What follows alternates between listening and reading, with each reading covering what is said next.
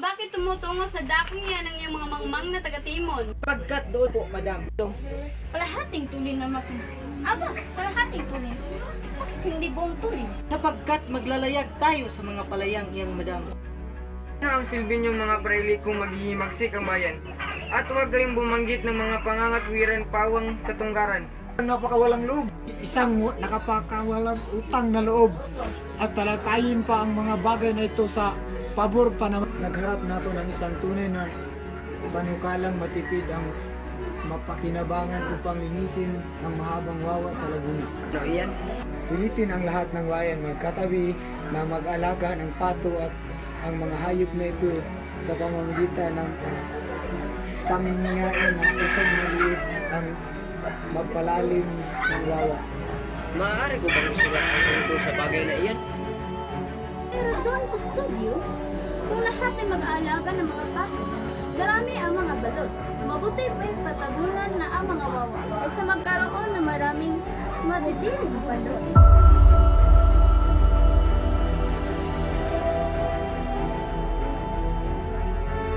Kung hindi malasak katuparan ang sa dunya ng wikang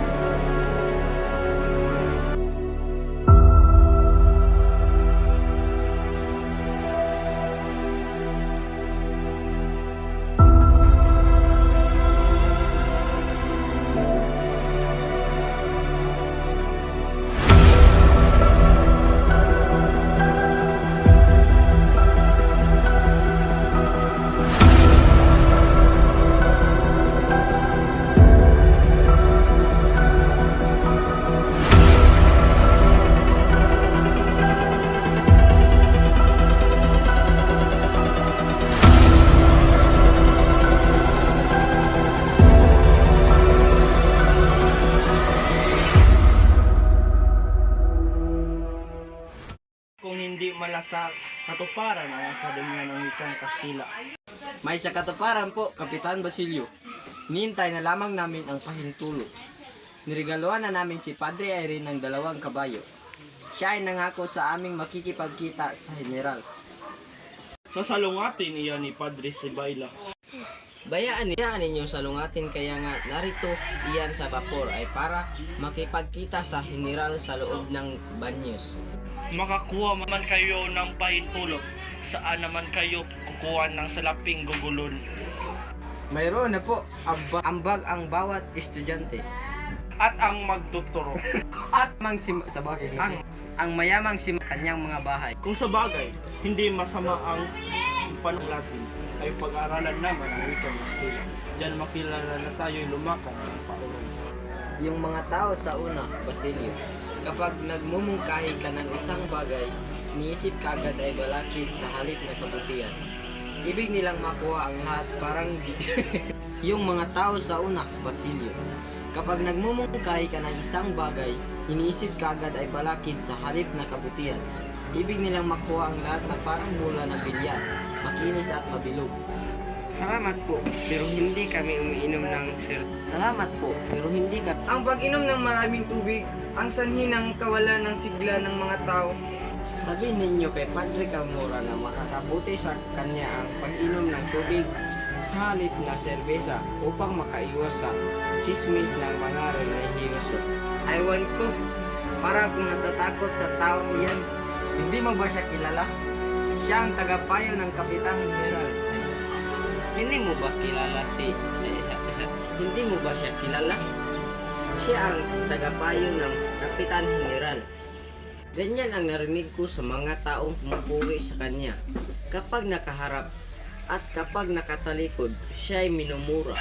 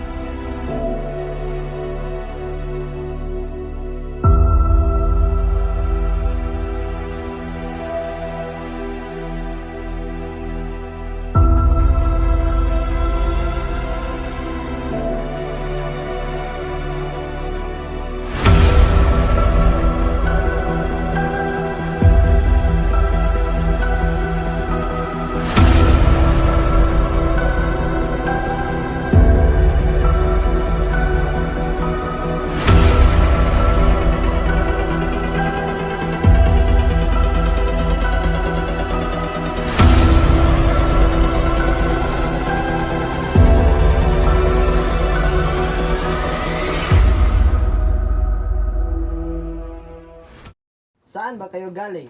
Hindi nyo nakita ang bahaging pinakamainam sa paglalakbay. Kung nakita ang mga ilog ng mga magagandang tanawin, ang hinahanap ko ay isang alamat. Kung sa alamat ay mang pasig, nariyan ang malapad na bato at umano'y natitirhan ng mga espiritu. May isang alamat tungkol sa Donyang Hermina na alam na Padre Florentino. Ano ang palagay nyo, Padre Salve? Hindi ka mabuti kung Beaterio na lamang siya, ikinulong gaya ni Santa Cruz, sa halip na sa tagpong lugar. Wala namang, huwag niyong kaligtaan ang pinakamaganda, sabagkat ito ang pinakatotoo, ang milagro ni San Nicolas. Ba, Kapitan? May naiwan kayang bakas sa tubig?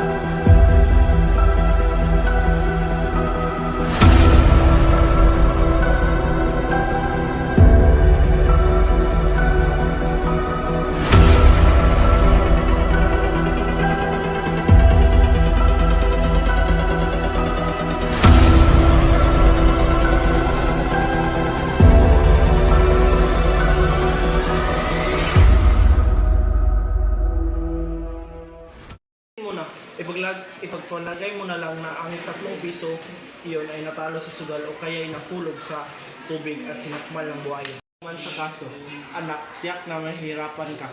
Ni isang saplot ay walang natira sa iyo. Yung ama ay babalik sa alabok at ipinanganak na walang saplot. Lakad di kabisang talis kung kanino-kanino sa pamahalaan. Ang karapatan niya sa lupa, pinagsamantalahan naman ng mga ito ang kanyang kamangmangan. Napiling maging sundalo ang kanyang anak na si Tano, ngunit hinayaan niya ito sa halip na magbayad ng kapalit. Ayun ako sa mga abogado. Kung mananalo ako sa usapan ay mapapabalik ko si Tano. Ngunit kung ako'y matatalo ay hindi ko na kailangan ng anak. Isang araw, dinukot ng mga tulisan si Kapitang Talis at ipinagtubos sa kahalagang 500 piso. Halos mabaliw sina Tata, Silo at Huli. Hindi nila alam ang gagawin. May 200 piso si Huli, ngunit hindi iyon nakasapat. Siya ay nagdasal ng nagdasal. Ngunit walang milagrong naganap, kaya't nagpasya siyang manilbihan sa isang mayamang kabaryo. Alis ka, babalik na ako sa gubat. Makabalik ang aking ama, at kapag nanalo tayo sa usapin ay matutubos ako sa pagkaalin. Lalaman din niyang pinili ko pang ako ang mansala, kaysa masanla ang agnos na bigay niya sa akin. Antala ang pagdating ni Basilio sa San Diego nang Marahil ay walang mga gwardya, sibil noon.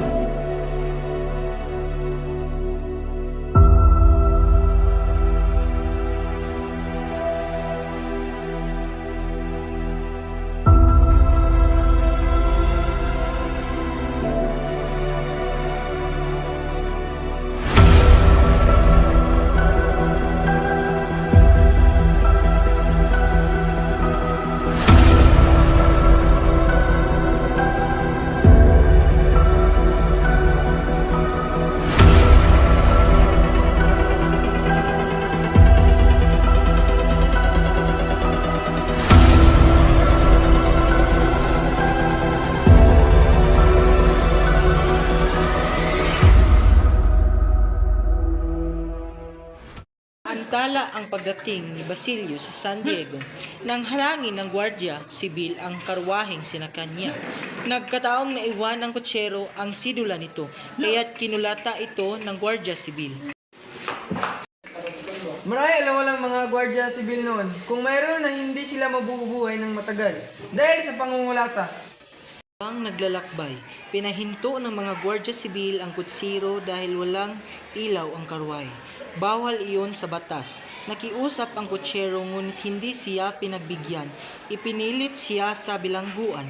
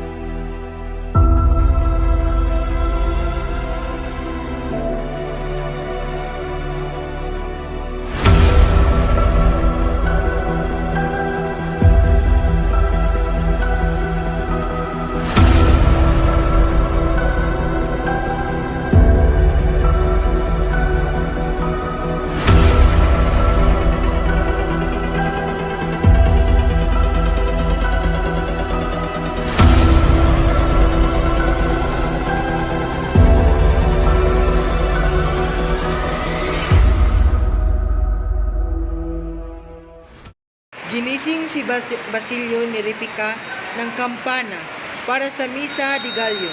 Palihim siyang nanang bahay at tumungo sa gubat na kinahimlayan ng kaniyang ina. Nasa paanan ito ng malaking puno ng baliti.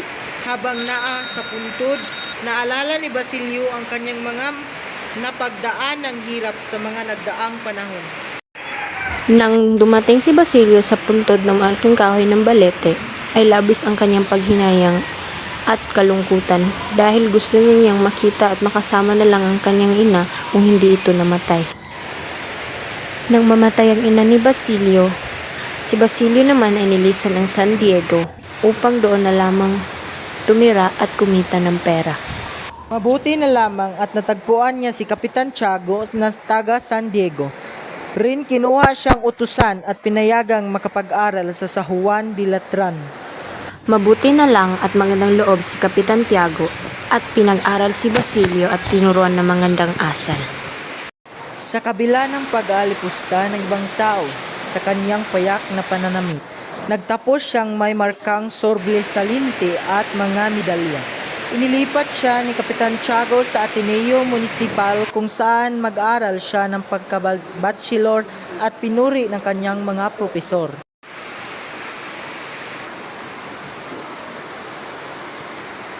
Ikalawang buwan na lamang matatapos na niya ang medisina, mapapakasalan na rin niya si Julie. Sa sobrang pagmamahal ni Basilio kay Julie ay gusto niya lamang itong pakasalan sa oras na siya'y makatapos ng pag-aaral. Sa malaking pagtataka ay nakilala ni Basilio na ang lalaki ay si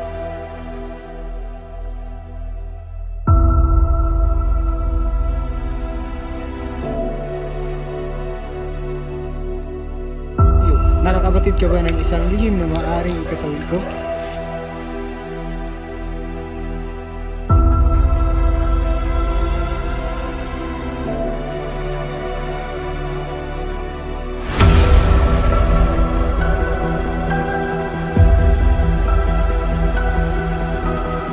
Ginoo, napakalaki kong karangalan ang magtatapatan ng inyong mga balak. Kabataan na walang karanasan at pangarapin, hinihingi ninyo ang ating wikang Kastila. Ngunit anong magiging hangarin?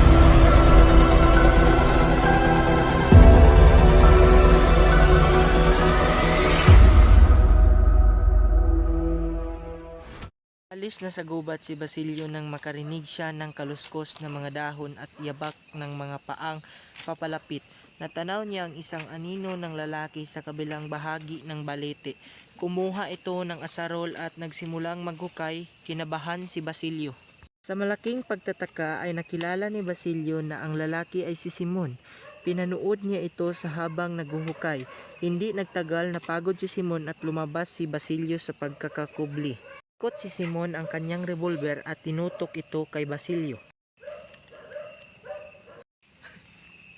3 taon na po ngayon nang ating ilibing ang aking ina sa puok ding ito at ikaliligaya ko kung ako'y makaganti naman sa inyo. Tanong ni Simon si Basilio kung kilala niya siya. Tanong ni Simon si Basilio kung kilala siya nito. Iyong nakikilala? Isang taong napakadakila, isang taong ipinalalagay ng lahat, liban sa akin na namatay na. Nakakabatid ka ba ng isang lihim na maaaring ikasawil ko? Hindi kita papatayin sa pag-asang hindi ko ito pagsisisihan. Sinalaysay ni Simon kay Basilio ang kanyang buhay na nagdaang 13 taon. Talaga ko at nagsikap makaipon ng maraming salapi upang maisagawa ang aking layon. Balik upang ipabagsak ang masamang pamahalaan. Padaliin ang kanyang pagkasira kahit na bumanak ang maraming dugo. Kabataan na walang karanasan at pangarapin, hinihingi ninyo ang ating wikang Kastila. Ngunit anong magiging hangarin ninyo? Ano ang inyong mapapala upang hindi kayo lalong magkaintindihan? Hindi po, kung dahil sa Kastila ay mapapalapit tayo sa pamahalaan, magiging sani ito ng paglalapit-lapit ng mga pulo. Pagkakamali. Ano ang gagawin ninyo sa wikang Kastila? Patayin ang wikang katutubo? Ipalalim ang inyong kaisipan na sa ibang isapin na magiging malaya? Ginoo, napakalaki kong karangalan ang magtatapatan ng inyong mga balak. Ngunit hindi ko magagawang gampanan ang inyong hinihiling. Ang hangarin ko lamang ay gamutin ang mga sakit ng aking mga kababayan. Hindi ka handa sa aking hinihintay na pag-asa. Sa araw na magbabago ka ng paniwala, ay hanapin mo ako sa aking tahanan sa Escolita at palilingkuran kita ng buong pulso.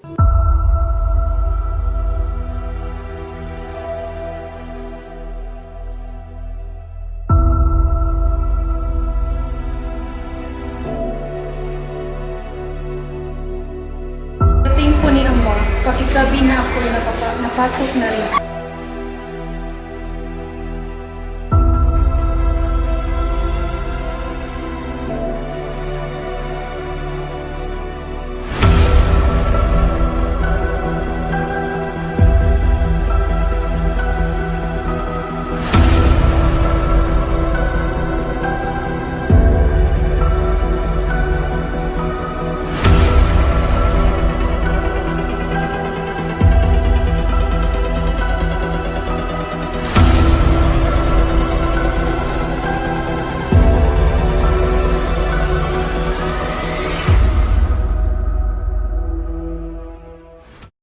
Nang magising si Huli, namumugto pa ang kanyang mga mata.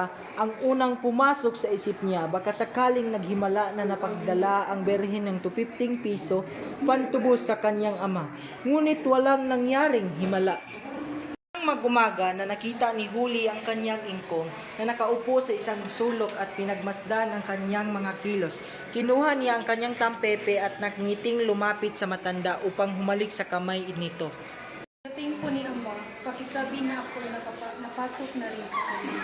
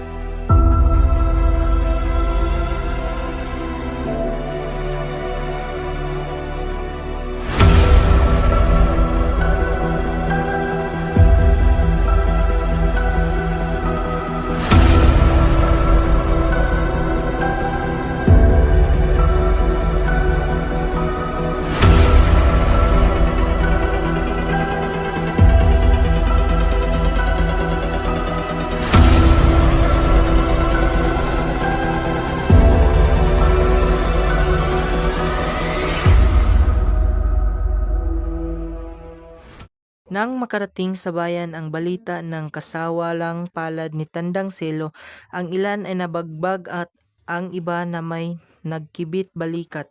Walang may kasalanan sa pangyayaring iyon at walang masisi. Dalhan tayo ng Diyos ng gayong mga parusa dahil tayo ay makasalanan o may kamag-anak na nakasalanan na dapat sana'y tinuruan natin ng kabahan subalit hindi natin ginawa.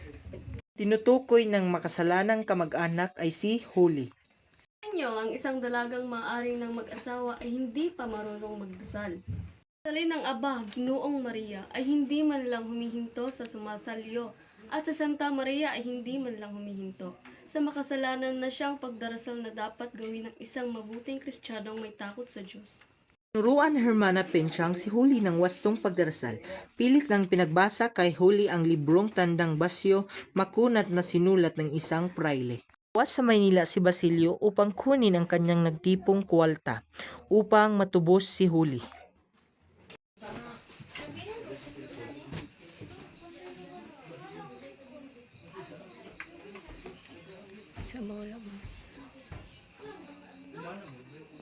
Nakalaya si Kabisang Talis na tutulong ng kuwaltang naipon ni Huli. Nang dumating ang kabisa sa sariling tahanan ay nakita niyang iba na ang nagmamayari nito, pati ng kanyang lupain. Napuupo na lamang siya sa piling ng kanyang ama at hindi na halos magkagsalita at sa buong maghapon. Si Kabisang Talis sa tulong ng kwaltang naipon ni Huli. Nang dumating ang kabisa sa sariling tahanan ay nakita niyang iba na ang nagmamayari nito, pati ng kanyang lupain. Napupuno na lamang siya ng piling ng kanyang ama at hindi na halos nagkapasalita sa buong maghapon. Nagsaya ang mga praile dahil sa pagkapanalo nila sa usapin laban kay Kabisang Talis. Sinamantala nila ang pagkakabihag dito upang ipagkaloob sa iba ang lupain nito.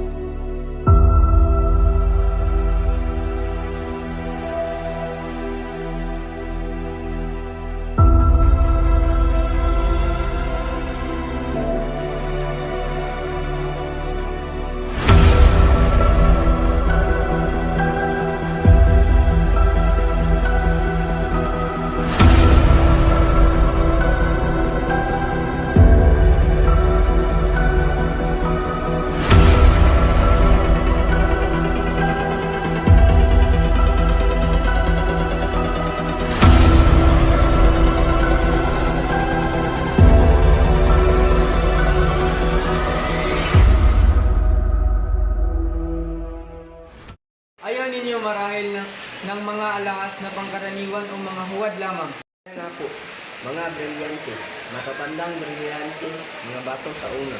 Meron po akong mga kwintas ni Cleopatra, mga sadyang nakuha sa mga piramid, mga singsing na mga senador at mga ginoong taga-Roma na natagpuan sa mga guho ng Kartago. Ay ang mga pinadala ni Aribal pagkatapos ng labanan sa Canis.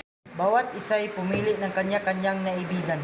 May kumuha ng singsing, may kumuha ng relos, at may kumuha ng agnos. Si Kapitana Tika ay bumili ng agnos.